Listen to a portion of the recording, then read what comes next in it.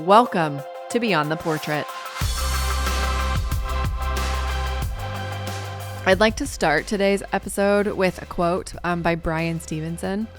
There is a strength, a power even, in understanding brokenness, because embracing our brokenness creates a need and desire for mercy, and perhaps a corresponding need to show mercy. When you experience mercy, you learn things that are hard to learn otherwise. You see things you can't otherwise see. You hear things you can't otherwise hear. You begin to recognize the humanity that resides in each of us. Today's conversation is with one of my dearest friends, Yolanda Chitohwa, and she is a public defender here in New York, practicing criminal and family defense. Yolanda is a truly remarkable human being with one of the biggest hearts I've ever seen. She is a voice and an advocate for those who have often been forsaken in our society. The emotional strength she holds within her is something I truly admire and respect. Yolanda is also an absolute delight, which if you've listened to the show before, that's a favorite word of mine, but in this episode, I say it about Yolanda more than a few times, and it's because she encapsulates that word for me. She is brilliant and kind, yes, and she's filled with a zest for life, adventure, and fun. Her nickname is YOLO, and that really fits her to a T. Yolanda has found a way to hold the heavy things in this world and still find its beauty, and that to me is art. Without further ado, Yolanda Chitohwa. I am just so happy to see you. So to start, I'm going to have you start with your first and last name, where you live, your pronouns, all the things. Hi, Brittany. It's so good to see you. My name is Yolanda Chitohwa. I am a public defender practicing criminal and family defense in Brooklyn, New York. I live in New York City, and my pronouns are she, her. Perfect. Well, I am just absolutely delighted to see you. So for the audience, how I know Yolanda is, as from a previous episode, you guys were introduced to my friend Laura and my friend April in our Exmo episode. And so Laura, when she was getting married, one of her friends wanted to bring all of the girls together so that we could all meet, since we were going to have a bunch of activities to do. And that's where I met Yolanda. So even though we've only known each other, we're coming up on 2 years, I really feel like she's kind of been a friend my whole life. And so I'm so delighted that you get to learn from her. She's such a delight, hilarious. Her one-liners crack me up, and we just have a lot of fun. She's also very smart, and so I'm really excited to talk about like what she does for work. So all right, so let's get started. So Okay, I'm ready. I would perfect. So I would think for you, I think let's start with your parents' upbringing, because I think how their experiences and how they grew up really did shape your kind of worldview and your perspective. Yeah, so I was born in Zimbabwe, and my parents were born and grew up and were raised there. I moved to Canada when I was only about 5 years old. So a lot of like the Zimbabwean culture was like part of my upbringing. And it was a little bit difficult because my parents wanted to raise me Zimbabwean, but I was, in Canadian culture, and none of my other friends were Zimbabwean. So it was hard to like kind of navigate that as a child. But my parents kind of grew up in two totally different worlds. Like my mom, she went to private schools, and my dad went to public schools. And I think they both grew up on farms. So they both kind of had that hard work instilled in them in terms of like the labor intensive work of growing up on a farm. But they like met when they were like babies and, got married very young. And I think part of what their upbringing was they didn't have like traditional like roles in a sense. Like they definitely did, because it was still Zimbabwe and a lot of like African culture in general, like speaking across um all the countries in Africa, they do tend to have like very traditional male female roles. But growing up, like my parents weren't really like that. Like my dad would do my hair, my dad would cook and clean, and that's not a lot that I would see typically in other like African households that I was around when I was growing up. So I think having grown up in that like really made me like a strong independent woman that's kind of like, I don't have to depend on a man, but if I do have a man, like it will be great to have him be part of the household and not just put all the labor and all the work on the woman, and if it's male female relationship.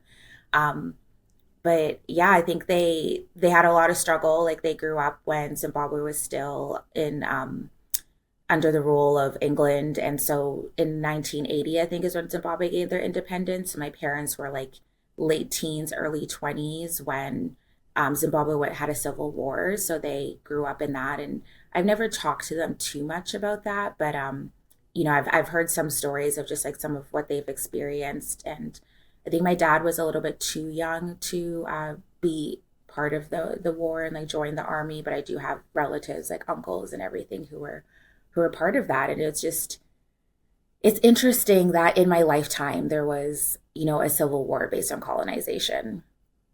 And, by the time that I was born, the war was over, but the remnants of that colonization were still very much alive and still are and still impact Zimbabwe like heavily to this day. Yeah. Yeah. I mean, I think that's not that long when you look at it, when you look at No, like the yeah. history of a country, and just kind of the effects of that. Um, so what kind of inspired them to move to Winnipeg? So I just learned this story during the pandemic. So I went home a lot and then I was like, oh, I should really like get to know my parents.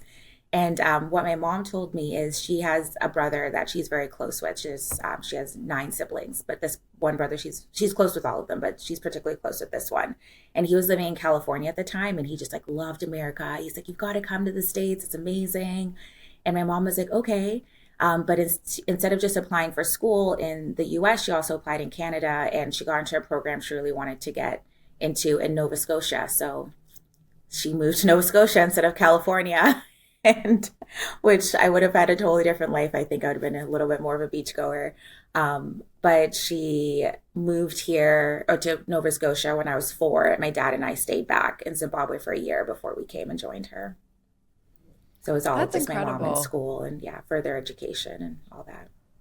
Yeah, that's amazing. Mhm. So you moved to Canada, moved to Nova Scotia when you were 5. Yes. That's so young. So like Yeah. what did that feel like? Like you had roots, but obviously then you were uprooted. So I mean you were really young. So like what can you kind of remember about that time? Sadly, not much. I do remember like being in like daycare maybe and just like talking about how I was moving to Canada and I was excited to like be on a plane. But I don't remember anything short of that. Like I have that one random memory of like telling all my little friends I was going on an airplane. My dad tells me I just slept the entire time on the whole flight from Zimbabwe to Canada. And there's a very like sweet photo of me the day that we landed in Canada. That is like probably one of my favorite photos of my dad and I. And but I have unfortunately zero memories of it. Oh, So you I were think I so probably young. adjusted easily. Yeah. Yeah. And I was probably just really Yeah. happy to see my mom too. So I hadn't seen her in a year. And Yeah. Oh, that's so cool. So growing up in Canada, do you have basically why I'm asking is you became a lawyer. So do you have any like core memories of like why you wanted to become a lawyer? Like, was it because of your background growing up, or more your parents, I guess? But what kind of like led to that, if you have anything that you think might have contributed? so part of it is kind of really silly. I grew up watching Matlock, not like the new one that's on now, but The the old old one. school Yeah. Matlock, yeah, with Andy Griffith. And I just loved it. Like I started a Matlock club. There was only one other member. Shout out to Pascal.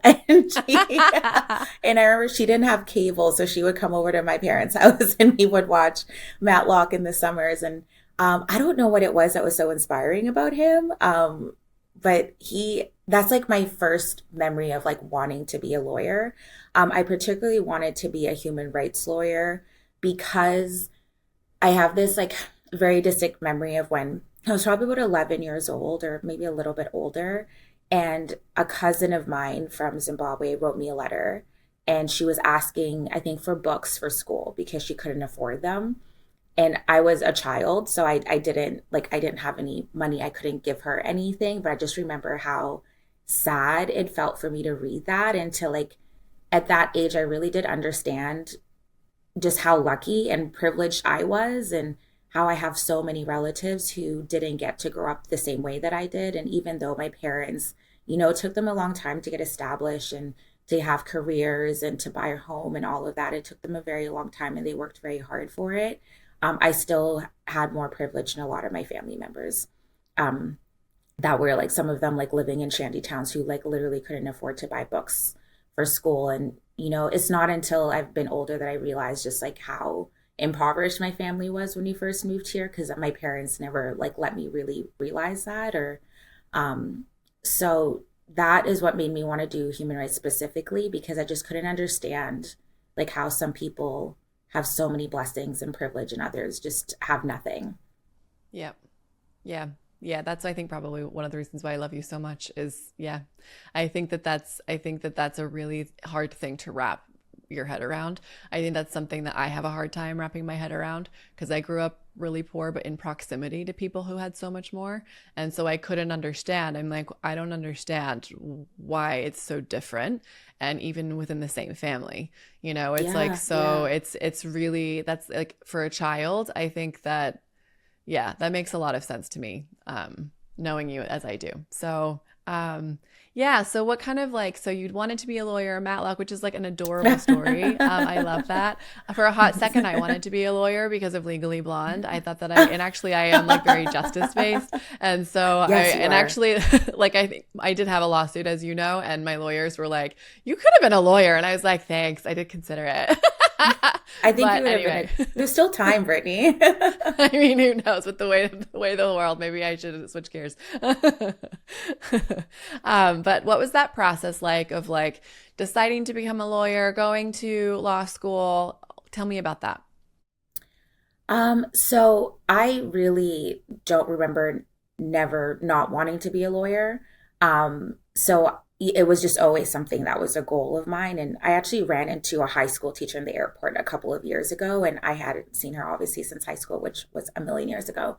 And she was like, "Oh, like, where are you off to?" And I was like, "Oh, I'm going back to New York. I live there now." And she's like, "What do you do there?" And I was like, "Oh, I'm an attorney." And she was like, "Stop." And I was like, "No, like, yeah." And I just thought she was like, "Oh, it's so nice to see, like, that you're doing things in your life because it's been 20 years since I've seen you." But she was like, "I remember in 11th grade, all you wanted to do was be an attorney in New York." And she's like, "I'm so proud of you that you did it." And I was like, it's so sweet of her to have remembered that. But I also like didn't even realize that my goals went that far back. And like, I don't remember the moment I got fixated on being in New York, but it is like one of my greatest achievements, I think, on my part, just having had a dream for so long and it coming to fruition is really wonderful for me. But in to get to law schools, you have to do undergrad and then you apply for law school. I applied for law school like in some places in Canada and a few places in the US. There's only at the time, I think there's maybe like 17 law schools in Canada. And I think now there might be like 19 to 21. So it feels a little bit more competitive to get into school in Canada because there's just so few law schools. And I always wanted to be in the States. So I applied to both. I was waitlisted for the school in my hometown. But then I got into school here. So then I just like ended up going to school in North Carolina. And after I graduated, I took the North Carolina bar first and then the New York bar exam a few months later. And as soon as I passed, I was like, here I come, New York. Well, I'm it's like it's such a beautiful story and I New York is I think I can only see you here. But, you know, it's like I think that this is a city that like I think fits your personality super well because you are so fun loving, which we'll get to like after we talk about the work stuff, you know, it's like Okay. but yeah. All right, well that's so cool. So it was Emory that you went to school, right?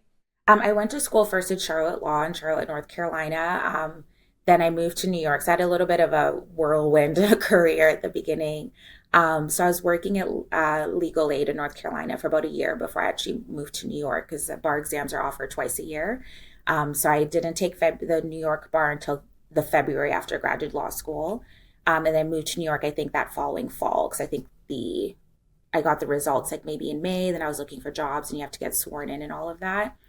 So then I moved to New York, and that was just a huge disaster. I was really, really unhappy. My mental health was suffering. And so literally, I was like on Monday, I was like, I can't do this anymore. And I was back in Canada by that Friday. It was one of the best decisions I made. I'm very happy I made that decision. It was quick, but I was not doing well and really just struggling, and it wasn't what I thought it would be. So I ended up being in Canada for 2 years after that because I ended up getting a really great job that I liked. I couldn't practice law, but it was like kind of like I was an executive assistant. So I got to do a lot of event planning, which I realized I really love. And so I I'm really ended good up at. sticking that. Thank you. I ended up doing that for about 2 years. And so I went to Emory after that because I did want to get back to practicing, but I'd only practiced for about a year and a half, 2 years before I moved back to Canada. So I was like, I feel like I have to relearn like how to be a lawyer again. So I went to get my master's at Emory, and that was just a 1 year program. So I did that before I got a job and moved back to New York. Oh, cool. Well, so what brought you back then? I felt like I wasn't finished here. Like I felt like I had so much potential. And I think what my main issue was when I initially moved to New York is that I was just applying for jobs and, as a Canadian having to be on a visa, I can be in the US for a certain period of time, but I can't just live here without any type of work visa or anything like that. And it's very specific, like what types of jobs I can have on that visa. So when I initially came to New York right after law school, I just wanted any job that would get me here. And, when you fast forward 4 or 5 years and I was more mature, I knew my worth more of, what I should be paid because I was getting very, very underpaid at that first job. And I actually knew what I wanted to do. It allowed me to be able to only apply to jobs that I wanted and to only accept a job that I wanted. And it made it easier also being at home. So I don't have to worry about working because I could have gone and worked anywhere at home, but in the US, I'm limited. I couldn't just work somewhere like, be like a barista or something while I'm looking for that job. And so I think just having that space to grow and really know what I wanted to do and go back to what it was that I wanted to do, which was to be an attorney of like someone who helps people, which is not what I was doing when I was in New York the first time. I was just pulled back here and I do love it. I do agree with you. I think it just goes with my personality. Like I'm not like a small town person. Like I'm very big city, flashing lights. Yes. Adventure. Yes. I love adventure. Yeah. And also I was only licensed here in North Carolina. So that also.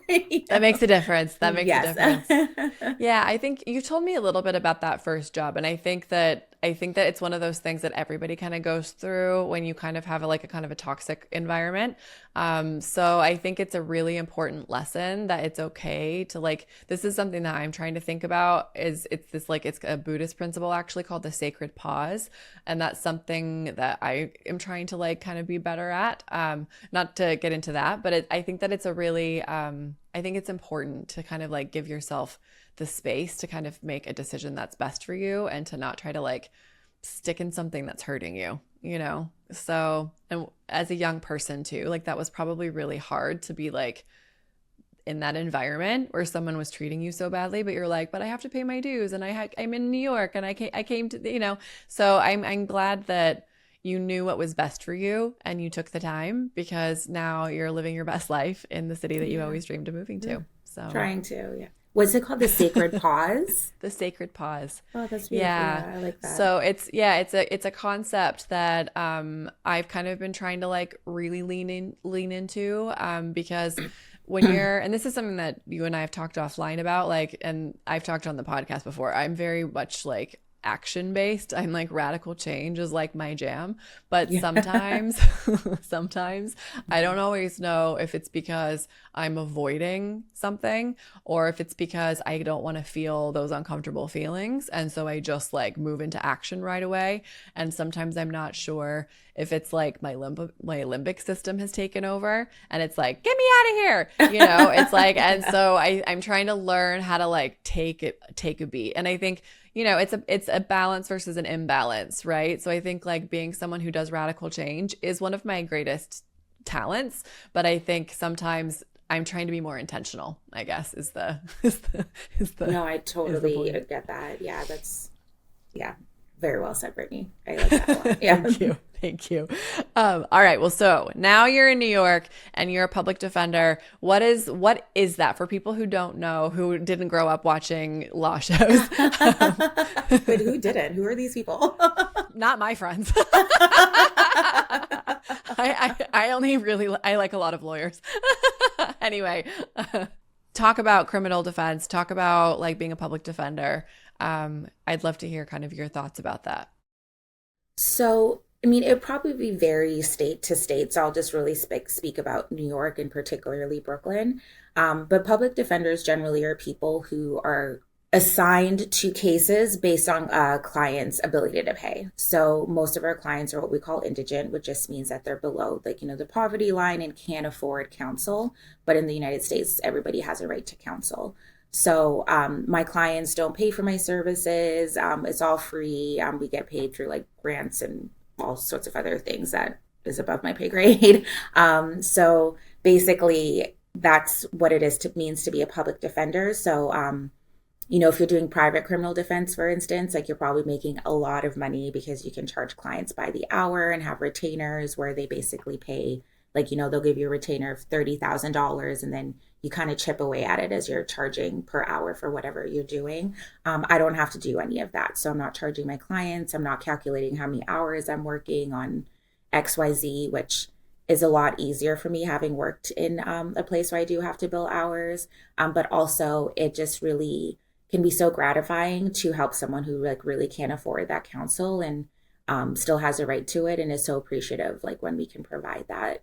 And particularly what I do is criminal defense. So the way I get clients in criminal court is I'll work what's called an arraignment shift, which is something I'm working tomorrow on Thanksgiving. So I'll go to court. I'll be there for a shift in Brooklyn. The court is open 9 a.m. to 1 a.m. Monday through Sunday, every day, holidays, weekends.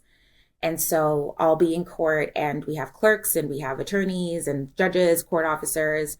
And when people are arrested, they should see a judge within 24 hours. So I'll go to court and our clerks kind of figure out, depending on the level of attorney you are, which cases you're going to get that day. And then I'll be pretty much assigned a case. I go and speak to the client and they've now become my client. In family court, I'm on what's called an integrated defense team. So I typically will pick up cases that have family and criminal overlap. So we have in my office, we also have a family defense team that only does family defense. But on my team, we do both. So let's say someone comes through with like a charge of endangering the welfare of a child, and that could mean a variety of different things. So they can not only have a criminal court case filed against them, but they can have a case filed against them in family court.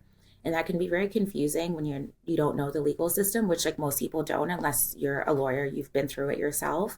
So what my team does is we try to have one attorney for both cases so that the client has one go-to person that they can ask questions to, and that person knows what's going on both sides of criminal and family court.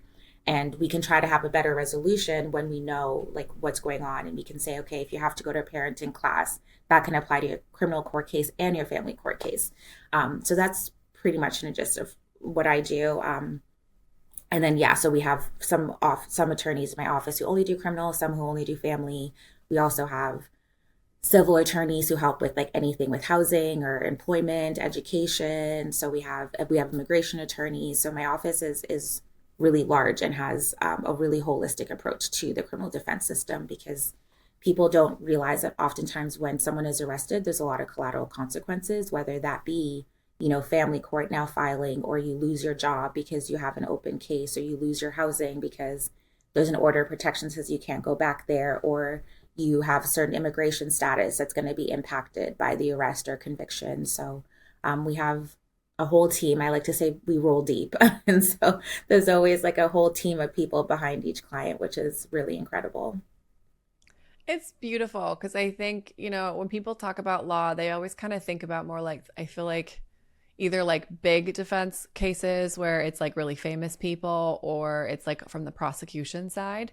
And I think it's really important to realize like everybody has the right to a defense. And, you know, there's a lot of wrongful convictions. There are people who are set up. Like there's lots of reasons why people need lawyers. You know, it's like I said, I had a case and it was in an employment situation. You know, it's like, so I think I don't know, I love lawyers because I think that it's a really important part of like we need them, you know. It's like, and I think that like I don't know, I mean, so you're someone who, it's so funny because, well, it's not funny, haha, but I think it's interesting to me because you're such a like bright shining star. Like you are so much fun and you're so giggly and you're so fun, and like you have you. like funny little one-liner, you know, like I'm always cackling. Even your Instagram posts, I'm like I can hear your voice like in your posts, and I just like am delighted. But it's like, but your job's like heavy, you know. It is like heavy. So it's like, so how do you like protect your emotional, like that's actually I think the main reason why I chose not to pursue law, because I get so attached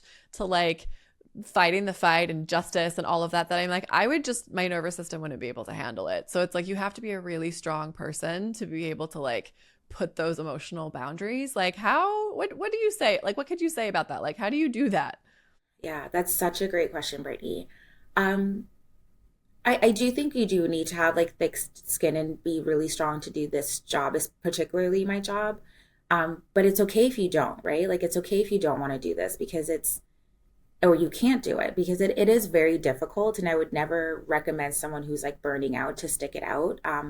Just because generally like people who practice law like have, a higher chances of like being addicted to substances or having mental health issues. So I think it's like when you're at the point where you're like, I cannot do this anymore, I think the strength in that is stopping, because it is really difficult. And it's taken me a few years. I've been practicing criminal and family defense for almost 6 years. um, and it is, some days are really hard. Like there was a day just very recently where I was in court on the record in front of the judge with my client next to me. My client is weeping. I'm weeping, like just crying uncontrollably. And my supervisor had to step in and just handle it for me because I couldn't do it. I could not do it. That was like, I don't want to cry. It was one of the hardest days that I've had in a very, very long time. Sorry. Well, it's okay, hon. Do you need to take a minute? It was like, it's okay. It was just a very difficult day. It was a very sad day. And the saddest part was knowing I did the best for my client, but knowing that he still has like a very serious uphill battle with being incarcerated for a very long time.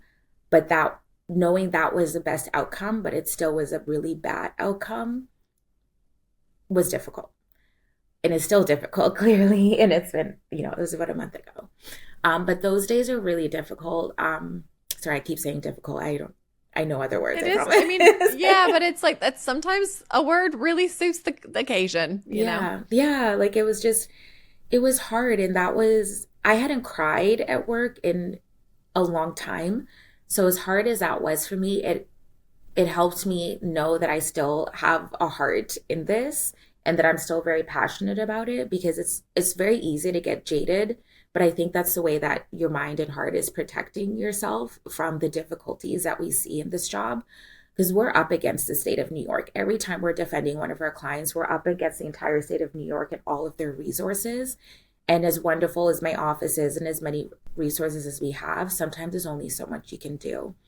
So on that particular day, it was truly such a blessing because I'm a big Peloton girly, and I happened to have a live studio Peloton class scheduled for that evening.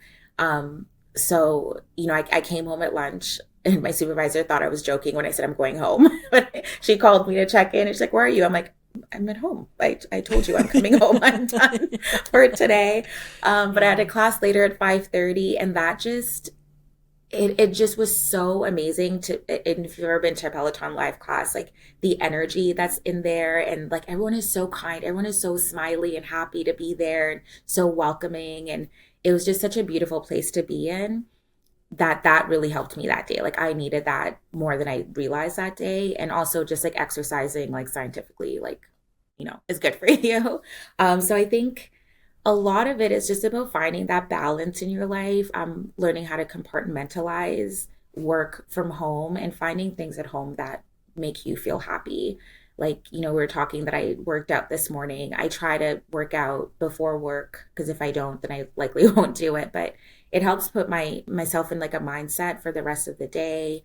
I'm really trying to get into meditating. I'm struggling, so my mind is always racing, but just like finding things that bring you joy. And I try not to talk about work as much as I can when I'm not at work, because I think that's a really easy way to burn out if like all day long I'm talking about work, and then in the evening and weekends I'm talking about work. So I try to separate that a lot. But like I said, I was like, you don't want to get too jaded, which I get, like, because I have gotten better. Like I used to cry daily and now it's maybe once every few months. But I've had several, more senior attorneys and supervisors tell me that, the day that you stop being nervous or the day that you stop like really caring about this job is the day that you need to stop doing this job. Because I think you still need to have that level of compassion for what you're doing and for your clients. And I guess find that balance between having that compassion and protecting yourself as well. Because I think if you protect yourself, and you still want to be an effective lawyer for your clients at the end of the day. I mean, absolutely. We know that like when you're emotional, that your your cognitive brain sometimes then doesn't, you can't access it. But I think it is that balance that you're talking about, because I think I think that it's interesting to me, because I think I'm trying to like think of it this way too in my mind, like lately, about like bad versus good, the kind of like binary that we've kind of this system that we've been put in, that someone's good and someone is bad and blah, blah, blah, blah. And it's just not true. And it's complicated, and people are often given a really tough hand, and sometimes they make bad choices. And, it's like, so I think you are the perfect person for this job, because you have such a beautiful heart, and you like love life and are so like kind and just open-hearted. It's like, but you're also like a really smart and really like a total badass in a good way. It's like, so I think, your clients are lucky to have you, it's like, and they have someone to care for them, it's like, because I think, I'm guessing, I don't know, but I'm guessing a lot of the clients that you have just kind of been forsaken, and that's why they're in the place that they're in, Yeah, absolutely. And it's kind of going back to what we talked about earlier with like, that privilege between different people. And it's like, I look at my clients and I see some of the horrific things that have happened to them, that you can't imagine some of the things that my clients have gone through, that I will never understand, thankfully, but I don't need to understand to have empathy for them. I don't have to have lived it to have empathy for them. And I think that everyone really needs to look at the criminal system like that. Is that, what are we really trying to do here? Like, what are we just trying to punish people who have been punished their whole lives just because they happen to be born into one place versus, another, versus like actually try to put resource into helping people? Because a lot of crimes, like especially when I see crimes of poverty, when they're setting bail on people who stole shampoo from CVS. Like, why? What are we really achieving by doing that? And obviously that's a very light example, but even with more serious examples, like I definitely think that if people just like looked more at the root of the problem than, just punishing people, the world could be like such a better place.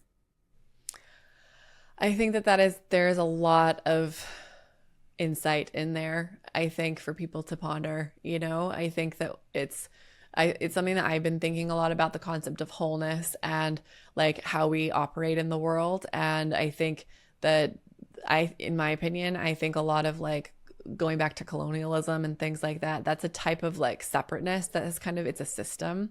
And I think that people, like I talked about this with another friend, and I was saying that, something was about white supremacy. And she's like, well, that person's not white. And I'm like, you can still be part of a system of white supremacy, even when you are not white. Correct. It's like, correct. Yeah. And I think that our system is set up for people to fail. Our system, if you are not born in the right family, or you're not born in the right neighborhood, or you don't have access to funds, like people forget like that people can become desperate and they will do what they have to do to survive. Absolutely. And if there's no resources, there's no resources, it's like, so I often think about like, Broadway and things, and like Les Miserables, and it's like, for someone to go to jail for 20 years for stealing a loaf of bread is ridiculous. It's like, and I think that's why I think what you do is really admirable, because you are fighting for people who've never had someone fight for them before. And I think that's, from my own perspective, and I've never told you this, but when I had my lawsuit, that was the first time I ever had someone to protect me, ever. And he didn't know me. And he called me, and it was like 5:00 in the morning, because he had been referred to me by a friend. And he called me and he was like, I'm headed to it at the airport, but I wanted to let you know I am your lawyer now. I am your lawyer, and I am taking care of you. And I will never be able to repay that man. Like it's, it's like it was a 3-year lawsuit, and it was the first time in my whole life that anybody ever was like a grown up, who was like, I'm going to take care of it. And, it's like, and my situation was different. It wasn't a criminal defense, but it was something where like I was a victim and I needed help, and someone came and helped me, it's like, and I will never have enough language to say my thanks to him. You know, it's like, which is saying something because I have a lot of words to say, as you know. Yeah. But it's like, but it's Yeah. important, I think, that to have that role to like be there for people who really need it and, you know, who've had kind of a bad hand. So anyway, I think what you do is amazing. So I also, let's see. So what is, going back to my questions, what is, because I got off track a little bit. I know, sorry. No, you're perfect. So what is something, so I think lots of people have opinions about things, you know. What would you want people to know? Like, what do you wish that people would know about your job and the work that you do, and something that you think people should know, and like either they make assumptions or either they're just not informed, or like what is something that you think specifically is something that people should be more aware of? Ooh, like so many It could things. be So more. let me It try could be to many narrow things. it down. Okay. You don't have to limit it to one. If you have Okay, I was multiple like, things, one. yeah. Don't. I'm Um, not great at deciding as a Libra myself, so it's like, so if you have a few things you want to say, that's totally fine. okay. One I think I would really like to say is that when you meet someone who is a criminal defense attorney, I think that we need to just PSA, stop asking them, how can you defend someone who's guilty? Or how can you defend someone who's committed a crime? That's not the point. The point is, I truly, most days, do not care whether or not my client is guilty. My job is to provide them with legal advice and legal counsel. That is purely my job. It obviously is more nuanced in that I do have to get to know them as a person, and I want to get to know them as a person. I want to know, you know, what happened so I can create that defense. But whether or not they committed what they're being accused of committed is never going to change how I defend them at the end of the day. And if it does, then I shouldn't be in this job. So I think that's one of the hardest questions that I go, now I wouldn't say hardest, but one of the most frustrating questions I get, rather than like, oh, like, tell me more about this. Like, what made you become a public defender? Like, what's one of your most interesting cases? Like, to ask that question is just so close-minded.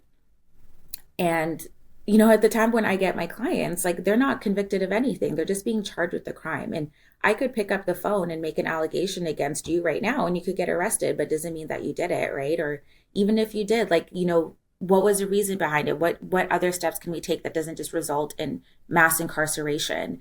So that's one thing. Another thing that has been bothering me a lot lately, because I do love watching law shows, which is kind of weird considering I do it all day, but I like love them. Passion. I really, It's your passion. I get it. I feel like I'm like studying them. I'm like, oh, like if I go to trial, like maybe I'll do this. But I really don't like how public defenders are portrayed on television.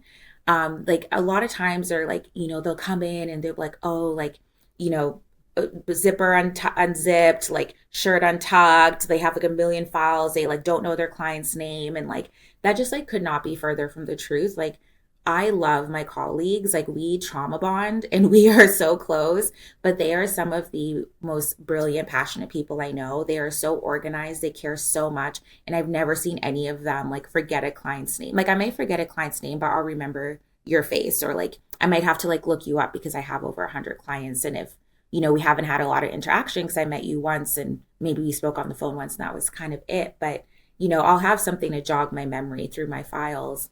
But you know, I really hate that the way that we're portrayed when we all could be doing other areas of law and making 3 to 4 times more money than we are, but we choose to be here. We choose to do this work because we care that much. So I would really love to see like television not portray us as all like bumbling idiots who are overworked, underpaid, don't really care, just ask a client to cop out to something.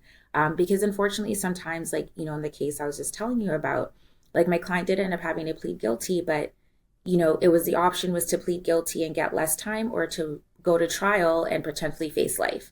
So sometimes you are faced with those options. They're very difficult options, but it's not anything that we take lightly, as you can see from my reaction to it, like, you know, a month later. So that is just something I'm so passionate about that I'm like, I wish people would just kind of respect this job a little bit more. I guess like the last thing I'll say is that I don't know who said this quote. It might have been Brian Stevenson, but I'm not 100% sure. But it's the quote is, the criminal justice system isn't broken. It was built like this. And I remember the first time I heard that, it really resonated with me because it really is so incredibly unfair. Um, in New York, luckily, is particularly Brooklyn, um, we have some progressive laws and statutes that really help me do my job easier, but those can be overturned at any point. I started at a time where changes were happening, so I've been very lucky, I guess, in what I have as a defense attorney versus anyone before who started before 2019. Um, but I think like people really need to realize that the justice system, which I don't even like calling it the justice system because I don't particularly believe that justice is a real thing that is attainable. Um, that you have to realize that this the laws in place were meant to keep oppressed people oppressed. And that's something that you really need to consider when you're thinking of people who are incarcerated or who are accused of crimes, and you have to look at why are most of them, people of color when the majority of Americans are not people of color. Like those are the things I really want people to think about when they think about criminal defense. Yeah. No, I mean, I think it's it's a really hard thing to realize that slavery still exists. It's just in prisons. It's like, and that is true. And it is true. And I think that the judgment that people have on people, and I think that I already told you we're not going to get into politics and we won't. And it's like, but I think it's one of those things that there is a lot that we need to really deep down think about, and the systems are working exactly as they were supposed to.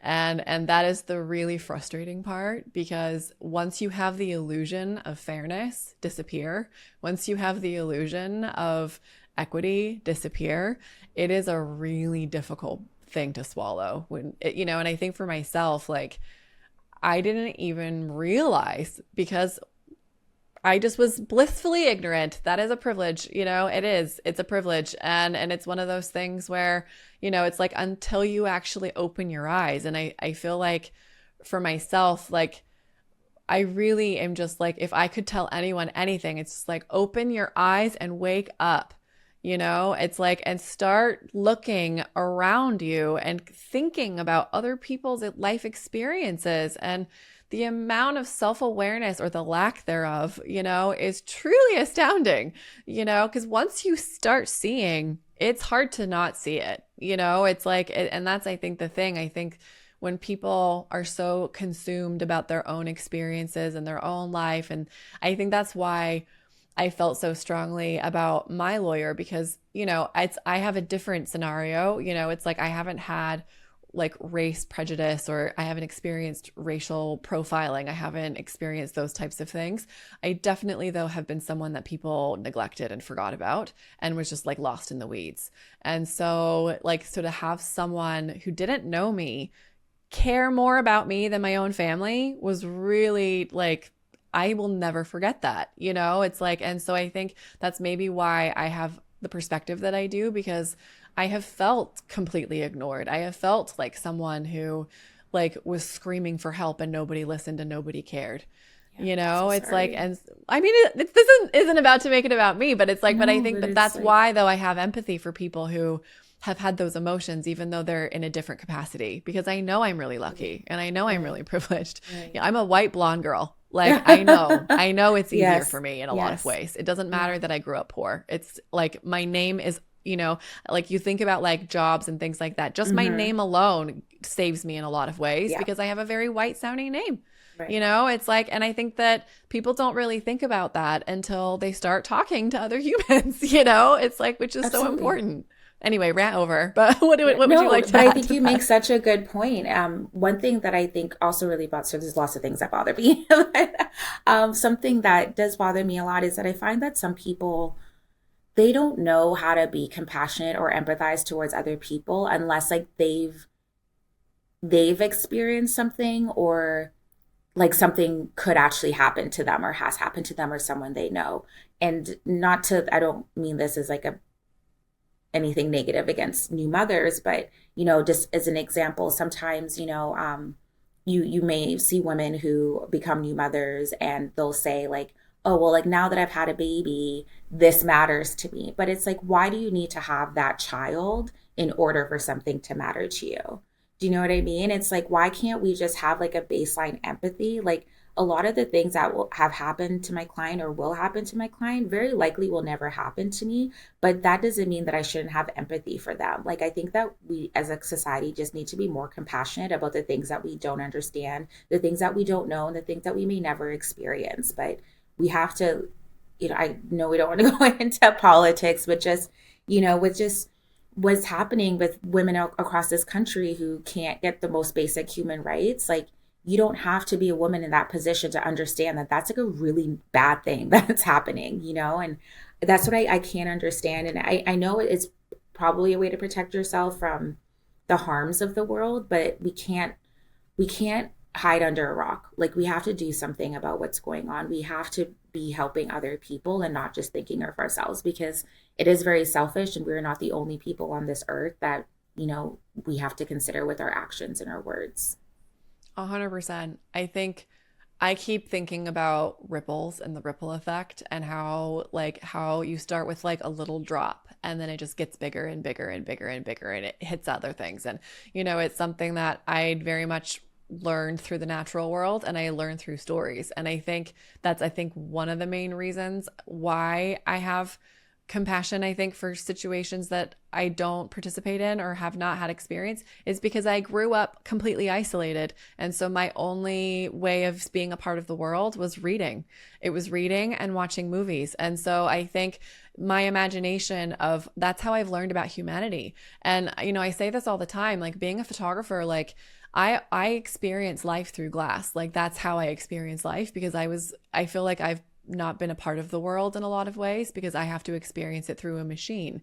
And so like, because it's me as a viewer, it's me as an observer, it's me learning about humanity through stories. And so I think that that's why I feel so passionate about it, because I think that our world, if we heard more stories about people and actually connected with them, you shouldn't have to be able to you should have imagination enough to know what something like could possibly be like. It's like you don't have to have actually had it happen to you. But I think the lack of imagination, the lack of empathy, the lack of humanity is why our world is so sick. Like it's truly and I think what's going on, especially in the United States, but what happens in the United States does impact the rest of the world, as we know. And so that's one of the problems about being one of the leaders of the world, is what happens here impacts everybody.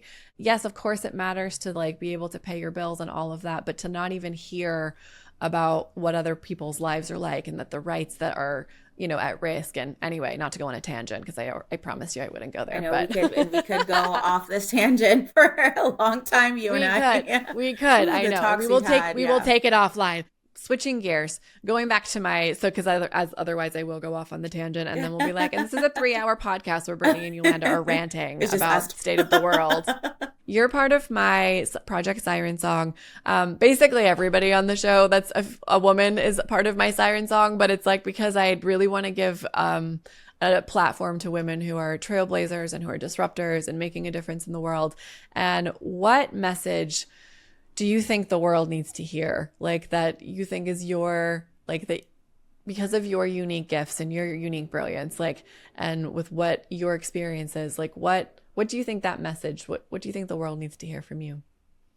I think I've kind of said it. I think being just a compassionate and empathetic person is just so key, and balance. So I would say those 3 things: compassion, empathy, and balance. I think that is the way that everyone should try to live their lives. Because I just think it's so important to just care about not only yourself, but the people around you, and to have compassion for them, to be able to put yourself in their shoes and really try to understand where they're coming from. And I think that can help, just viewing things from different perspectives. I understand that right now that's very difficult, and it's something that I'm struggling with and may continue to struggle with. But I think it's important to just try, and to also find balance in life, to find all the things that make you happy, because life is very heavy and it can be really difficult at times. But you have to find the things that bring you joy, whether that's your friends, your family, cooking, music, whatever it may be. I think it's just so important to try to achieve that balance and not have everything feel so daunting, and be scary, because I think right now times are very, very scary. So we just need to find the light and find the joy within ourselves and those around us who make us happy. And if people don't make you happy, then you do not need that negativity, that negative energy in your life, whatsoever. Like, you can still have empathy for them, but you don't have to have that be a part of your life. Yeah. I couldn't agree more. Yeah. I think that like, that's the thing about strength, is to know what you're willing to, like, it is that balance and imbalance. Like, I think like that is one of my struggles right now, is to just like not completely write off everybody that I am currently very upset about. It's like, but at the same time, enough is enough. It's like I think that it is a balance where you're like, you can have compassion and you can understand where people are coming from. And I think I've talked to you about this before, like the living in the and, it's like, it's just because you can have compassion to a certain point, right? Like, I think, yes, you can have empathy, you can have compassion, and you have to be able to protect yourself. And if you are being hurt, and if you are being, impacted, if you feel toxic, it's like, then cut it out. It's like, you don't have to consistently make yourself vulnerable to attack, and so, yeah. And that's, I think, the balance, and you're really good at that. So what would you say is your hope for your legacy in this lifetime? Ooh, my hope, my legacy. I think I would want my legacy to be remembered as someone who's always kind. That's very important to me, to just treat others with kindness. You never know what other people are going through. And even in times when I have been really down, like, someone just being kind and not even realizing like how much that kindness like meant to me that moment. I always strive to be that for other people. And just, I don't want anyone to come out of an experience with me, even if we are having an argument or disagreement, because I can get very argumentative, to always think that I treated them with kindness and respect. That's all I ever ask of people for me. And that's what I try to emulate and be towards others. I think you do. I think you're a shining star. So absolutely. What advice would you give your younger self? That could be as a teenager, a child, or even 10 years ago. Stop planning. I had a life plan from when I was very young, and it was completely derailed when I left New York. And that was a really difficult time for me. It was very dark. I felt like a failure. I felt just so devastated by how my life was not working out accordingly the way that I had planned it. So I would tell myself to stop planning, to actually live in the moment and to enjoy what is happening in that moment. I'm still working on that to this day, but I'm not a spontaneous person. Like, when I travel, I have Excel spreadsheets and itineraries, and I wish I could be like a little bit more relaxed, and I'm getting better. But I think that when you over plan, then you set yourself up for a lot of disappointments, where that can lead to those feelings of failure, and like you're not accomplishing what you need to accomplish, or what you want to, I shouldn't say need, what you want to accomplish. Because I eventually got there. It just took me a little bit longer, and it took me kind of like a topsy-turvy way to get there. But when I look back, I'm glad I had all those experiences, because it brought me to different people that I earned in my life that maybe would have not been in my life before, different experiences I may have never have experienced before. It's unfortunate I kind of had to go through those dark days, but it did work out in the end. So I think that if I just stop planning and just live in the moment, I think I can be better off for it. So even though I think it's good to have like a 5-year plan, like, I'm now at a point where I'm like, I've done everything except for like one or two things, which is just like find a husband and have children, which, like, hopefully soon. Those strap pictures we're going to take, we'll get you one real fast. Wait, remember? The next Kuma, right? But aside from like those things, which I'm sure will come in time, like just professionally, what I've really worked on for so long, like I've done it. I'm here and I'm so happy. I'm settled in my life. I have a really good village of people in New York, and friends that are now family. I love my job. I love everything that's happening in my life right now. So I don't really want to think about the future. I want to just like be in the moment, live life day to day. Like maybe I'm still in New York doing this 5 years from now. Maybe I've gone back to Canada. Maybe I live in Bali. Like I just want to take life as it comes versus to try to plan, because what's that saying, when you plan, God laughs? Something like Yeah, that. yeah. So That's he has laughed a lot in my life. He's so cute. So Well, I mean, I think that's a good lesson in there, because time isn't real really when you think about it. And when you like look back at your life and you're like, I see why this had to go the way that, like, life isn't linear. It's not meant to be that way. right. I Yeah. think too, when you overplan, you kind of then don't have an opening for something that you didn't expect. It's like, and so not only is Yeah. it like, Oh, yeah. yeah, you never Yeah. know. Like the thing is, Yeah. usually life will end up bringing you something even better than you could imagine for yourself, which is saying something, because both of us have very, very good imaginations. But it's like, but sometimes that happens, you Right. know? Yeah. No, that's so Yeah, true. you just Yeah. never know. So You I don't. love You that. don't. Just Yeah. YOLO. YOLO, exactly. Yeah. Well, I mean, that is like a nice little for you with your name, Yeah. Yolanda YOLO. It Yeah. kind of Some people fits. do call me that. Yeah. I love that. Yeah. Well, I mean, it is kind of, that brings me to like, because one of my very favorite things that I love about you is your zest for life. So when we started becoming friends, I was like, Yolanda is fun. And you had all these like things that you wanted to do. Like I remember at Laura's wedding, like we went to the wine tasting and you're like, I really want to Yeah. do this. And then you're like, oh, my friend that I met on the boat or something, I went did like a yacht thing because I just have always wanted to go on a yacht. And I was like, what? And I just kind of like love that about you. Like Oh, thank when you. I was like Insta stalking your Instagram, because we've only known each other a couple years. And so I was like, actually, I should like I'm just going to do like a little like stalky stalk. And I was like, oh my goodness, like she has been so many places. And what I love, one of the reasons why I love you too. And so so one of my favorite things is every time Yolanda has an amazing meal, she plays this song, a George Michael song, and it is Careless Whisper. And So it's so good. And like literally it's every time she posts anything about food. And so I like, it's now become a thing and I fucking love it. And when we were doing our shoot, we were like listening and we're like, we were outside, we're in Central Park. And I was like, wait.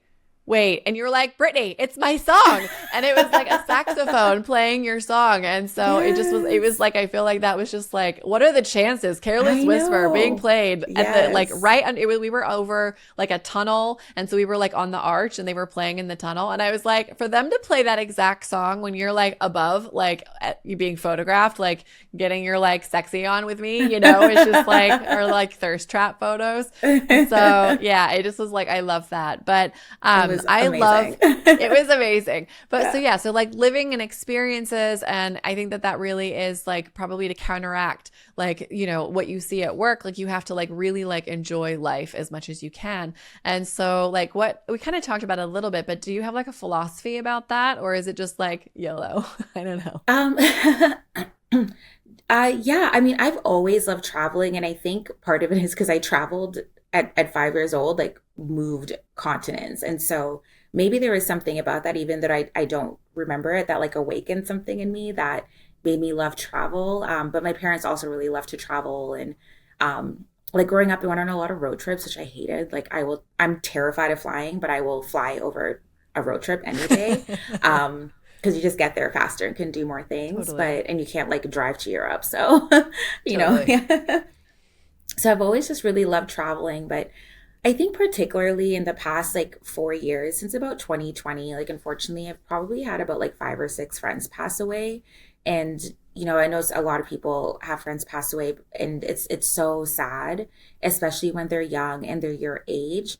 So I think since then, I've really been more ignited to do things that make me happy and to travel. And like, that means I go on like on a solo birthday trip, like I'm going to go, I'm going to do the things that I want to do. I don't want to wait for other people to make plans with, because, sometimes those plans don't come into fruition, and life is literally too short. Like you just never know, when you're going to go. Like I've had friends who died really suddenly, friends who were sick for a very long time. And right now, like my philosophy is like I should live because they didn't get to. So I need to live my life because they don't get to. And it's so disheartening to know that some of my friends will never, get to see another birthday or see their kids grow up or, do a lot of really fun things that like I still get to do. So why wouldn't I take advantage of that? Like, why wouldn't I want to live my life to the best of my ability while I still have the chance? Because sickness or death can, hit me at any moment. So,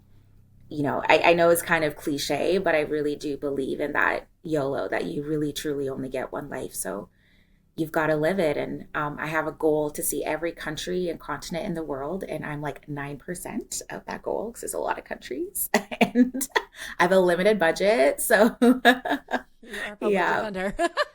Yeah. We got to get you your George Clooney. That's always our truly, joke. Like, yeah. Oh, honestly. But like, I wouldn't work then. I'd be like, I'm done. Like, I put my time in, like retire you can do early what Huma and does, just right? travel. I would like volunteer for like Innocence Project or something here or there, but like 9 months of the year I'd be traveling for sure.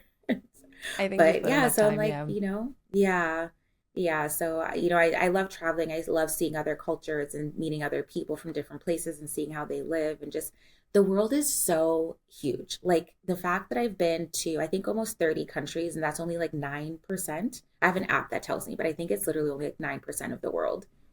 That's not the correct math, but that's it's like crazy though when you think about, isn't it? Yeah, that's crazy.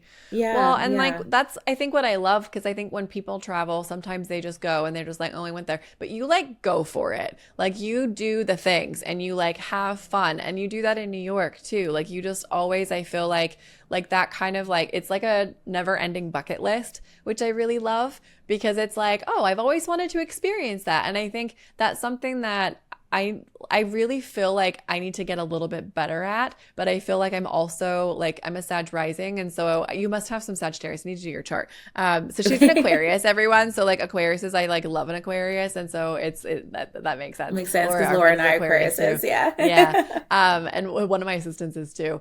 And so, yeah, I love an Aquarius, but I'm pretty sure you must have some Sag in you, because I'm a Sag rising. And so, and that's like, yeah, anyway, you have Libra, I'm pretty sure too. But anyway, but the fact that you're so like, you kind of give it your all. Like, I love that, like, you'll post these pictures and you've got like the Monte Cristo picture, it was like the James Bond girl, because you always tag, like, I'll put a little like one-liner, or your like Game of Thrones moment, or, just, I don't know. That was so fun. So I feel like we're always like doing things here in the city, and, it's like, I don't know. I feel like it's always like, for me in my mind, I think Yolanda, I think fun and adventure, it's like, that's one of the things that, or you've got many wonderful qualities, but I really love that about you. That's like a real, like, that's a real gift that you have. So, I mean, you're always on these adventures with me. So you're describing yourself, Brittany.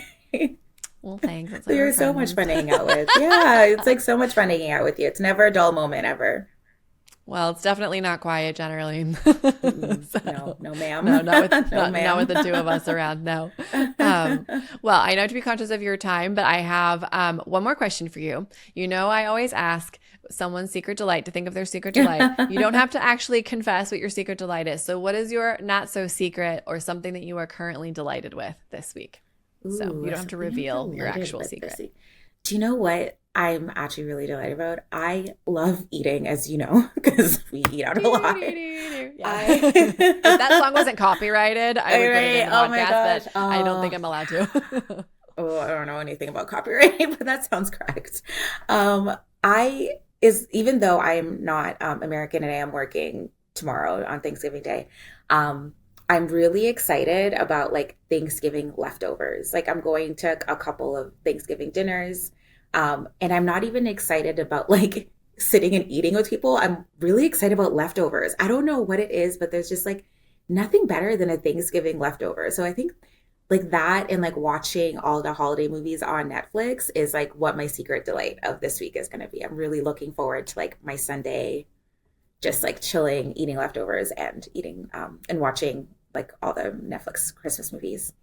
I think that sounds like a delightful way to spend the week. Yeah, no, there is something better about, I think, for Thanksgiving in particular, it is definitely tastier after. It is, right? Like, I don't know what it is. Yeah. I think it like sets better or something, like especially stuffing, I think that it like, it very much like, It's good. Oh, well, you are an I'm so absolute excited. delight. You know I love you. So I'm love so happy you. that thank you for spending, this time and to like talk about all of your amazing cool things and your insights and your wisdom and your fun and like yeah, I just adore you and love you to pieces. So, Thank you so much for having me on here. It was so much fun. And you have such a knack of making people feel comfortable in like uncomfortable settings. Like between this and like our photo shoot where I'm like the most awkward person, like you just make everything so comfortable. You ask really insightful questions. And I'm just like so appreciative of our friendship. I think you're incredible. You're so talented, but you're also so kind and just a lovely, lovely person. And thank you, Laura, for introducing us. right? I know. I Yes. was like, you've been keeping Yolanda a secret from us for how I many know for years so now? long. She was trying to keep us apart. She was trying. I know it. I mean, I get it. She like, has to compartmentalize her friend group. It's fine. But now, Sure. now Wine Club has been Look born. at us. And Exactly. Yes. Yes. It was so much fun. Thank you so much, Brittany. Yolanda, where can people find you? I know you also have a side hustle of real estate. Mhm. So would you like someone to maybe follow you there? Yes, definitely. If you'd like to follow me, my handle on Instagram is Yolanda Chitohwa. That's YOLANDA CHITOHWA. Perfect. All right. Thanks, babe. Mwah. And that's a wrap. I hope you enjoyed this conversation as much as I did. If you would like to rate the show and leave a review, I'd greatly appreciate it as it does help spread the show to new ears. One recent review on Apple is by Dane Austin Design. Thank you for getting real, going deep, and sharing your experience. I'm really enjoying these interviews. I'm so happy to hear. Thank you. When I'm creating, it often feels like I'm working in a void, so it's really lovely to get feedback that the episodes are resonating. If you want to follow along or work with me, my socials are Brittany Ambridge across the board, and my website is the same, brittanyambridge.com. I have a contact form on my website, so with 2024 coming to a close, I am thinking of doing an Ask Me Anything episode in the new year, so send over any questions. Big thanks to my producer, Juan Paulini Diaz, and my graphic designer, Stephanie Brookler. Their contribution to this show have been invaluable. See you next week.